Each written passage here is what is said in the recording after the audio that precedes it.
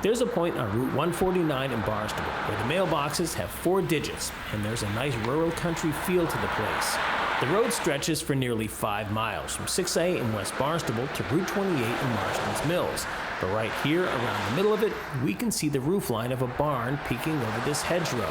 And for the drivers who aren't passing by too fast, they may get a glimpse of one of the Barnstable Land Trust properties known as Fuller Farm. This is one of the most memorable properties in our portfolio. We acquired it in 2012, but we took some time to decide how we wanted to actually open it up to the public. In 2022, we built a beautiful post and beam barn that went up in 4 days, with the upper level dedicated to community education and the lower level dedicated to our land stewards, who are volunteers who take care of all of our property. And that's where a lot of the equipment is. In 2024, we acquired a neighboring property called the Wheeler Holly Preserve, and that's a 10-acre property that we now have a short loop trail that connects to Fuller Farm through a historic holly forest. Getting there was worth the sweat equity that went into the trek. Literally, it was one of the hotter days of the summer of '26 when we stopped by.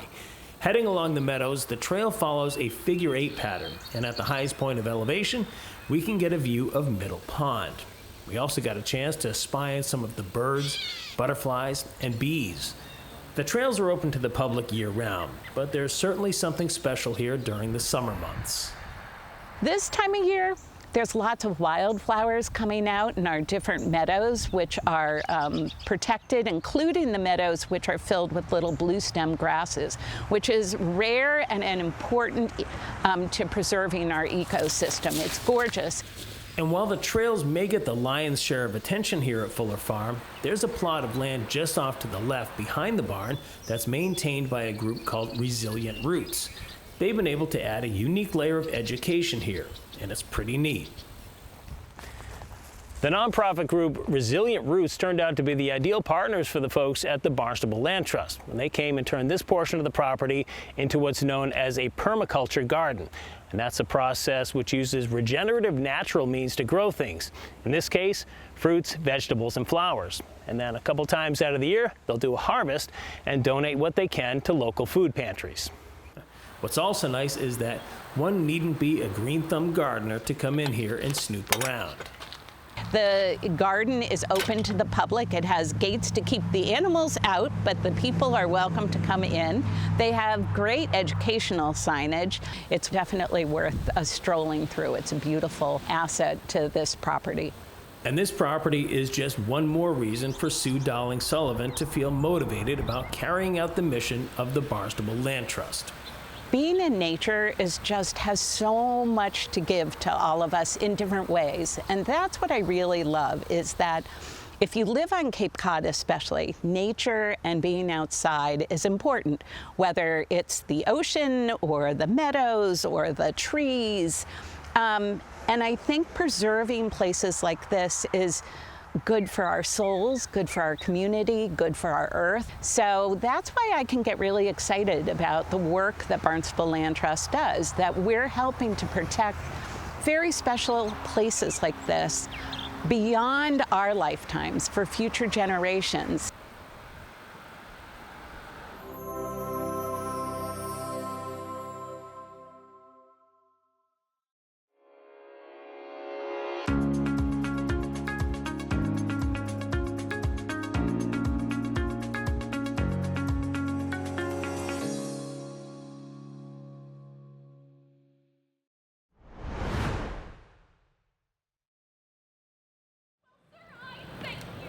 It's doubtful that there was ever a sign like this posted for the theater crowds back in the 16th century.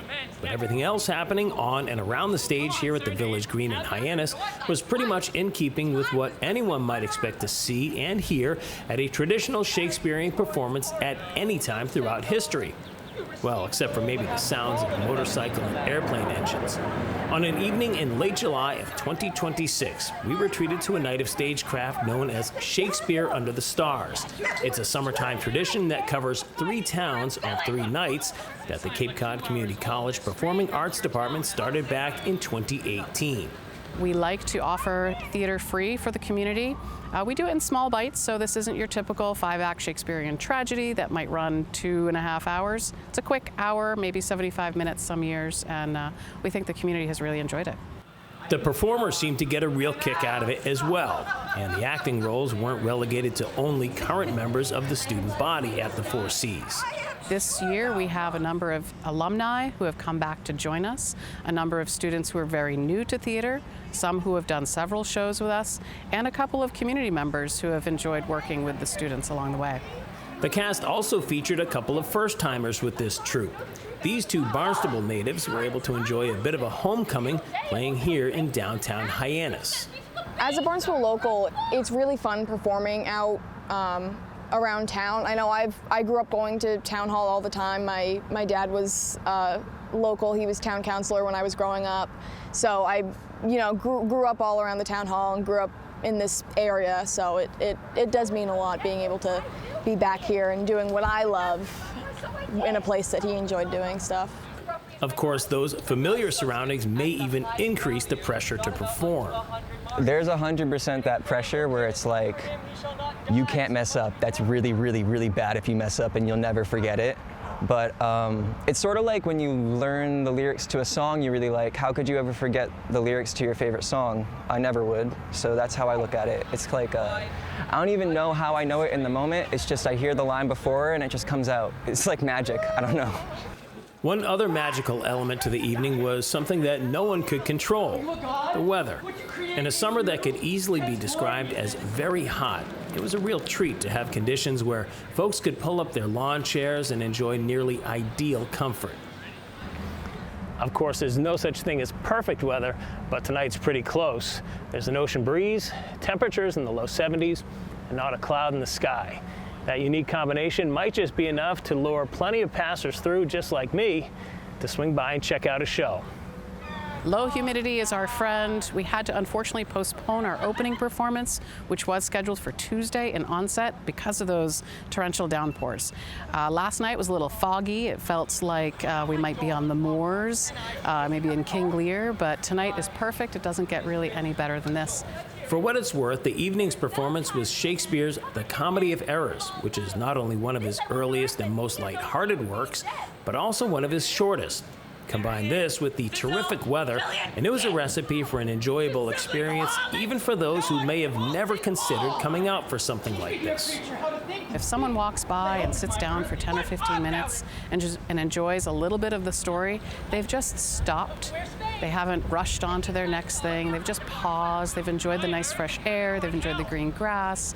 They've enjoyed what makes Cape Cod so special, which is art and culture and the environment, and we're bringing all of those things together in one spot. So it's not about the latest Broadway smash hit. It's about just being together with people and slowing down and enjoying a good time.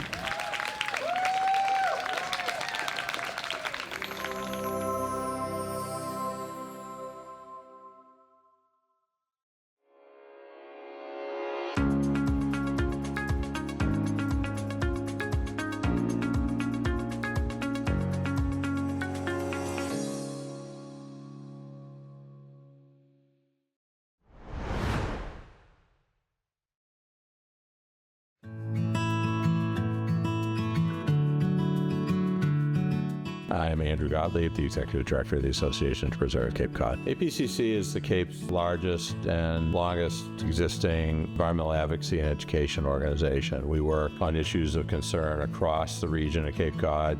We've been around since 1968. So the mission of APCC is to help preserve and protect the environmental well-being of Cape Cod, both for current and future generations.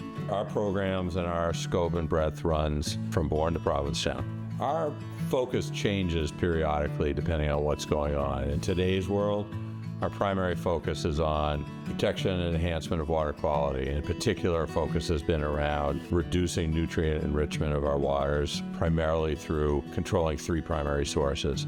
Septic effluent, primary means of wastewater disposal on the Cape is through backyard septic systems.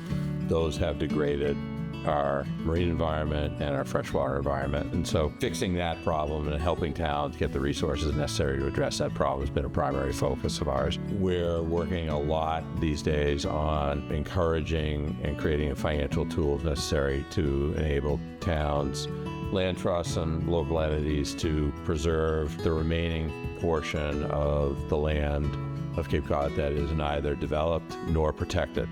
60,000 acres of prime habitat that will go a long way towards determining what our environmental future is. Doing a lot of work on that. We are very heavily invested in projects that restore the functioning of wetland resources, both coastal salt marshes, freshwater wetlands, and doing a lot on reconverting bogs that are no longer producing cranberries back to natural wetland systems. And then lastly, I would say our other area of discipline is in promoting good land use practices that homeowners can implement so that they can have their yards look and feel the way they want them to feel, but do it in a way that works with as opposed to against nature. We have active monitoring of a number of saltwater marsh areas where we're either planning to do restoration work or have done restoration work, doing the research necessary to understand what current conditions are so that we have a baseline to evaluate how well the system responded to the intervention. And then for projects where we've had interventions, we're monitoring to see how quickly those resources recover. We have a 9-month-a-year freshwater monitoring program where we're looking at 50 ponds in collaboration with Barnstable County, understand water quality in our ponds so we can do some broad characterizations of what's going on there. We run a very robust cyanobacteria monitoring program in our freshwater ponds, 150-odd ponds across the Cape, where we look for presence or absence of cyanobacteria, where we find presence in sufficient density that it creates the possibility of toxic releases from the cyanobacteria. We have an online mapping tool that we notify the public about the presence of those things and advise them on restricting or limiting their access and utilization of those water bodies. We have a few hundred volunteers that work with us on a variety of programs and efforts, everything from helping us with office work to being out in the field. The vast majority of the cyanobacteria samples that we collect are collected through engagement with volunteers. So we have an extensive training program with volunteers. They allow us to have a much broader scope program. Our baseline water quality work that we're doing with the county on the 50 ponds, every one of our samples is taken with a volunteer.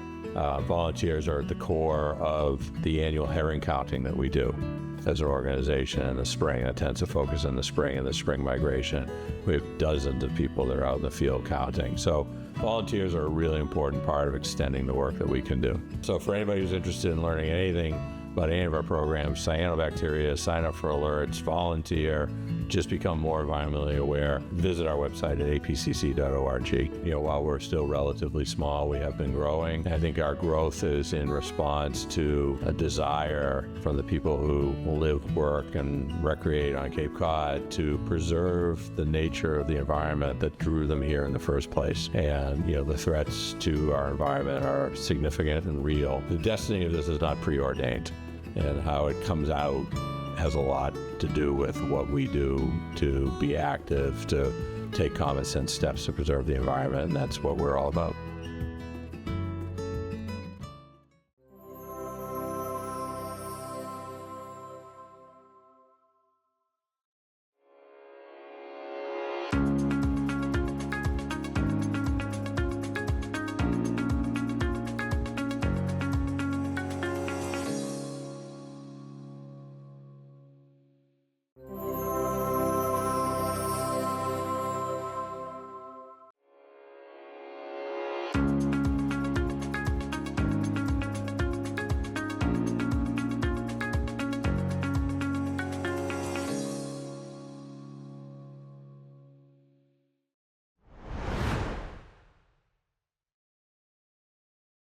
I'm Gretchen Eckel. I'm a family medicine trained physician assistant, and I'm also our population health director and pediatric program director here at Outer Cape Health. Alpha-gal syndrome is a hypersensitivity reaction that a patient may experience after a tick bite to the Lone Star tick. And this hypersensitivity reaction is like an allergy to non-primate mammalian products such as beef, pork, lamb, venison, and may include dairy products or even products containing gelatin, which are in some medications and vaccines. And this reaction is to a molecule, also known as a disaccharide or a sugar, that's in the tick that transmits into the bloodstream. And after several weeks or months, patients become sensitized to this molecule, and they can have reactions such as something as mild as hives or itching, nausea, vomiting, diarrhea, abdominal pain, or something as life-threatening as anaphylaxis. There's no way to predict who's going to develop alpha-gal syndrome after the Lone Star tick bite. There seems to be a wide variety or spectrum of presentations, but there is a way to get a blood test with your healthcare provider. This is going to measure an immunoglobulin, or what we call an IgE antibody, that may take weeks to develop after a tick bite. So we can't identify who's going to have the reaction, and it's a clinical diagnosis in combination with that positive test.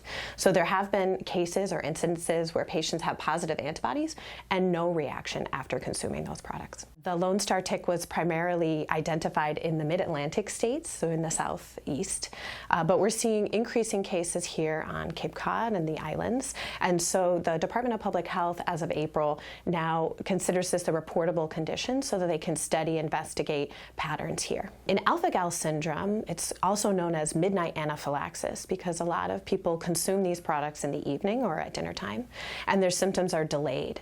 And this requires fat absorption in their meal, so it takes longer for the antigen, or alpha-gal in this case, that sugar molecule we talked about, to actually enter the bloodstream. So the presentation may be 2 hours later after consuming the products, or as late as 6, 10, or 12 hours later.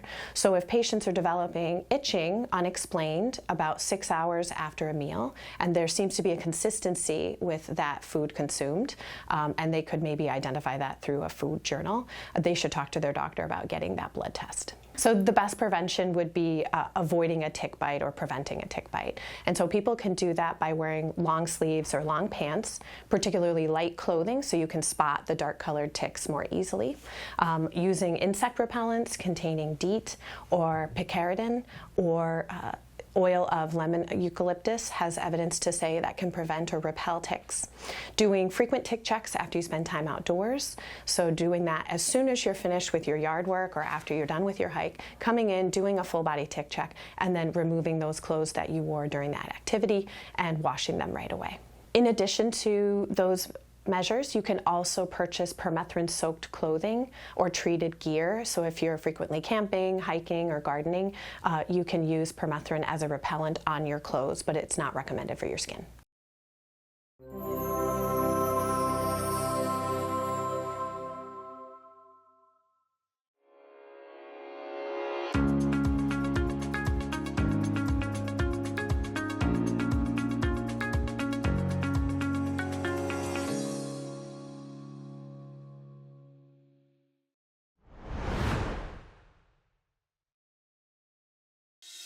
If you're looking for one of the best ways to experience Cape Cod during the summer, head over to the 204 Farmers Market in Harwich. Located at the Cultural Arts Municipal Building on Sisson Road, this Thursday afternoon market is much more than a place to shop. It's a gathering place where the community comes together to celebrate local food, art, and creativity. The market was created to showcase everything from farm-fresh produce and baked goods to handcrafted art, unique gifts, and locally made specialty products. Its mission is simple: support local. The market takes place every Thursday from 3 to 6 p.m. throughout the summer season, making it the perfect stop before heading to the beach for sunset or enjoying an evening out in Harwich. Visitors can stroll through the vendor booths, meet the people behind the products, and experience the friendly atmosphere that makes Cape Cod so special. So if you're visiting Cape Cod this summer, or you're lucky enough to call it home, be sure to add the 204 Farmers Market to your list.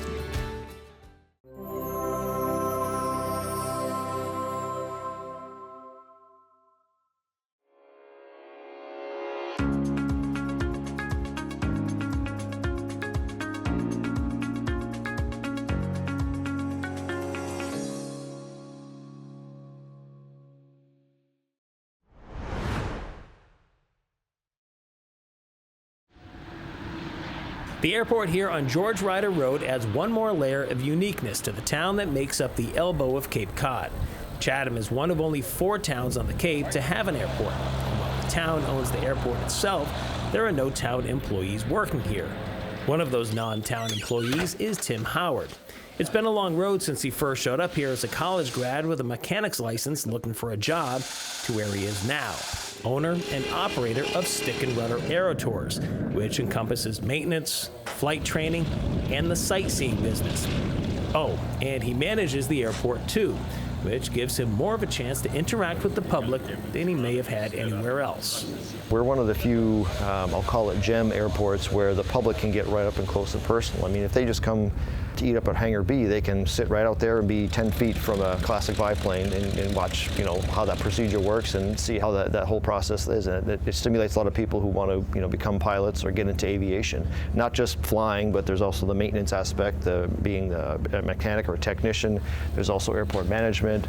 There's a variety of other careers within aviation that we can expose them to here besides just flying. As for finding reliable local help here at the CQX, that got a little easier when Cape Cod Community College started their aviation maintenance tech program back in 2016. We had good success with their graduates, and it's great that they're local, because that's the #1 challenge with running a business like ours on the Cape, is getting help that can afford to live in this area because it's so expensive. Shop supervisor Evan Eldridge is a graduate of that inaugural 2016 program. And the only thing better than the job placement that the program offered was the actual job's proximity to home, just down the road in Harwich. Yeah, that is really, really nice. Not having to worry about the bridge at all is a huge, huge plus. And being close to home with my family and just the familiar area that I grew up with and love, it's my home. So it's nice to be able to stick around and stay local and contribute to the, the rest of the community here somewhat. And the jobs aren't just relegated to graduates of the program. This youngster with the James Dean hair found out about this job and the program at the same time. Now with about 1/3 of the classes under his belt, he does a little bit of everything around here. Not bad for this Chatham native who can ride his bike to work in about 5 minutes. I'm friends with one of the professors at the 4 Cs, and he told me about this program. And I was like, hey, I love working on things. I'd love to get into that. And just so happens that I received an email on my Gmail that said, Chatham Airport is looking for a front desk person. And so I was like, jumped right on it, got in there. I got an interview with Tim, asked me a few questions. I got right on the job here, started working on weekends. As for the public, they're fortunate to not only get to watch these planes take off and land, but that the contract with the town requires the airport to give sightseeing tours. It's a feature that's kept people coming back here for over half a century. The tourism aspect is undeniable in the town of Chatham, especially on Cape Cod. So the sightseeing flights are super popular, and we see repeat people coming back year after year after year. So yeah, that's an important part of our business, for sure. What better way to experience flying over this end of Cape Cod than to actually do it myself? And we'll be doing it in this biplane. Of course, I won't be able to take my big camera up with me, so we'll take the GoPro and try to capture some of the magic up there. But before we headed up, our pilot Dan Kelly made sure that all the safety boxes were checked and we were clear for takeoff. Before long, the propeller was spinning and we were taxiing down the runway. And faster than we could say the actual word takeoff, the wheels were off the ground. Listening over my headset and looking back at Dan, who works for a major airline during the week flying big jets, I could tell that he was still having just as much fun flying this biplane as I was having as a passenger. This plane's so responsive, you just kind of think and it does it. So, I think I want to turn left and it kind of just goes that way. It's just super sharp on the controls, it's responsive. You have 2 sets of ailerons that help the roll of the wing, and that just makes it more responsive than a little Cessna, and it's just super fun. It's nothing like having the wind blow through your hair flying over the Cape. It turns out I was able to take the big camera up here with me, and I did my best not to drop it into the ocean while trying to capture the experience that Dan Kelly hopes everyone has when they come here. I always make the joke of this isn't what you get on Google Maps, right? It's not the same. You're flying around on the walk with the winds rushing through your hair. You just get this really neat perspective of the Cape that you're not going to get just looking at the satellite imagery. So people being able to take away, departing out of here And then just seeing what we have in terms of the national seashore, right, and how it's so protected. You have so much land, and people don't realize how much isn't developed, and that's what really makes the Cape a special place.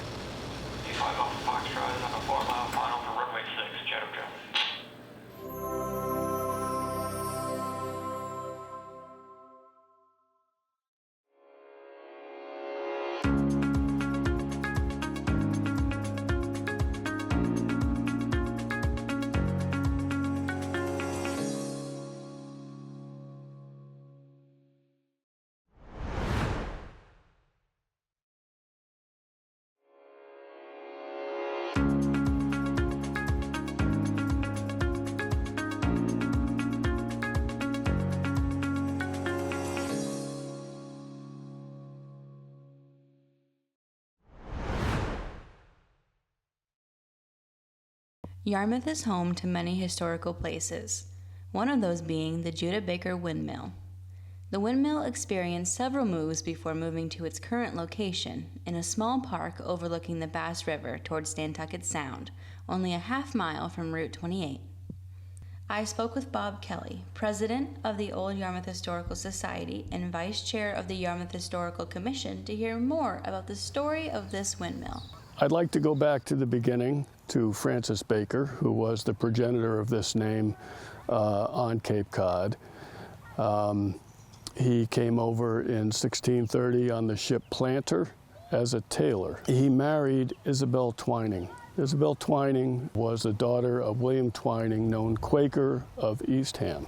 Francis Baker acquired a 50-acre parcel of land on Kelly's Bay, and he has the first recorded marriage in Yarmouth, 1641.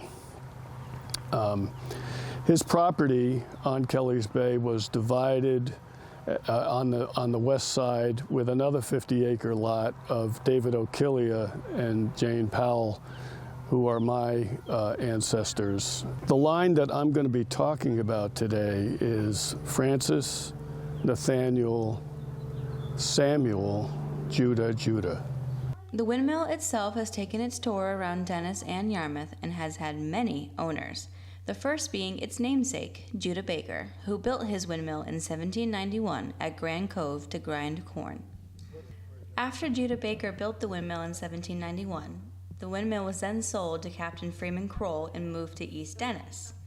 So at some point in time between 1851 and 1858, the mill was moved from Grand Cove to Kelly's Flats, and I couldn't find a lot of information on who ran the mill. It's vague. It says a number of sea captains, retired sea captains, maintained and ran the mill. In 1886, the windmill was then moved by Captain Braddock Matthews to South Yarmouth. Seth Baker bought the windmill from Captain Matthews in 1875 and operated the windmill until his death in 1891. His son Joseph sold the mill in 1893 to William Stone. How did it end up in this location?